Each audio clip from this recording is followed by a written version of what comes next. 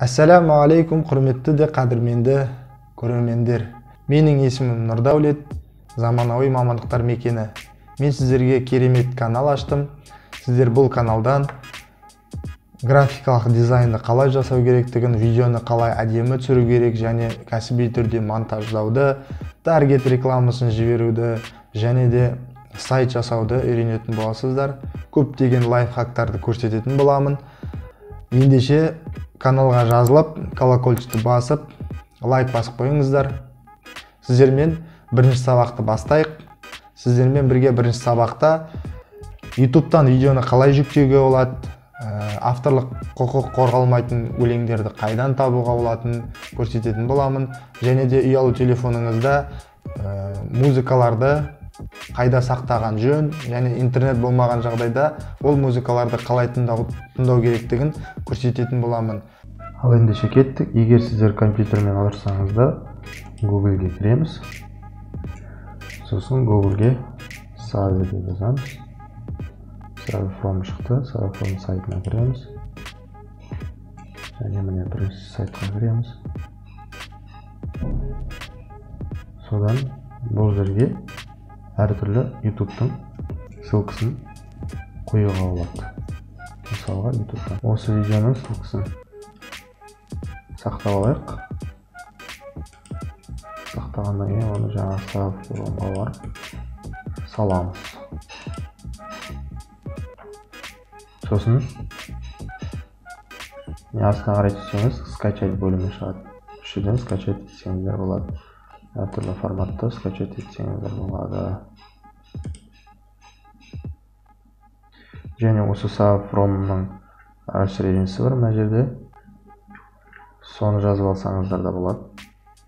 Ол тек қана Яндекс браузерінде жасайды. YouTube-қа кірсеңіз, расширениемен кірсеңіз, если расширение орнатып алсаңыз, астынан YouTube-тың астынан скачать деген өзі ақ шығып тұрады. Бірақ кнопка соны бассаңыз, бірден скачать етілетін болады. Ал бұл сайтқа кіру арқылы жүктеуге болатын тәсіл. Авторлық құқығы қорғалмаған өлеңдерді қайдан табамыз десек, яғни YouTube-қа кіреміз, YouTube-тан оң жақтағы өз логотипімізге басамыз. Содан творческий студияға кіреміз. Творческий студиядан кейін астында фонетика бөлімі бар. Сол фонетика бөліміне басамыз. Сол фонетика бөлімінде YouTube өзі осындай өлеңдерді рекомендация етіледі. Бұл өлеңдер авторлық құқығы қорғалмаған. Яғни YouTube-қа салсаңыз, бұл сізді видеоңызды блокировать етпейді. Және авторлық құқығы қорғалған және қорғалмаған өлеңдер не үшін керек десеңіздер, сіздер болашақта YouTube канал ашып жатсаңыздар, сіздерге монетизация бөлімін қосу керек. Яғни YouTube-тан ақша табу керек болады. Сол кезде болашақта монетизация қоссаңыздар, сіздерге авторлық құқығы қорғалмаған өлеңдер керек болады. Сіздерге ұялы телефоннан YouTube-тан видео жүктеу үшін Telegram-ға кіріп, мына ботты іздесеңіздер болады. Сақтап алыңыздар мына Save YouTube бот деген ботқа басып,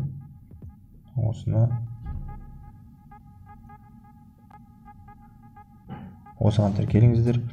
Тіркелгеннен кейін бұл YouTube ботқа сіз ссылканы жіберсеңіз, сізге видеоны өзі жіберетін болады. YouTube-тан осы видеоның ссылкасын алайық. Және жіберсек, мінекей. Сізге осылай таңдау беріледі. 360 немесе 480 немесе 720 пиксельді скачать етуге. Сіз мысалға 120-ны басасыз. Мінекей загрузка кетті. Өйстіп YouTube-тан видеоны жүктеуге болады. Жүктеліп болғаннан кейін сол жақтағы стрелканы басып, өзіңізге сохранить видео деп сақтап алсаңыз болады галереяңызға.